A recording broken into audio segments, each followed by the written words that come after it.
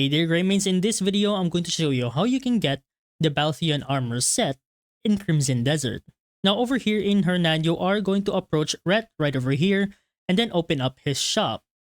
Go over to buy and you'll be able to find the Baltheon Plate Armor Set right over here. However, they are currently locked and it does say it can only be sold to those who hold prestige. Now for you to be able to get some prestige, you actually have to spend some money inside the contribution shop. And in case you don't know where the contribution shop is in Hernan, it's just right over here, right next to the Hernan Castle. Go right to this road right here, and just right in front of you in this small little castle, you can find a door that leads to the contribution shop. Go over to the vendor, open up his shop to buy, and try to buy the Hernandian crown.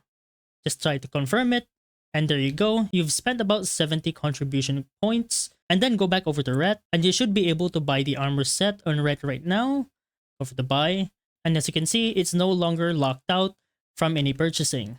Now, I would say that this whole set is purely aesthetic because the attributes for the helm right here, as you can see, only has a defense of 2, a defense of 10, and the gloves have an attack of 17, defense of 5, critical rate of 0, and already have a refinement of level 3 along with the plate armor. And this is what the whole set would look like on Cliff.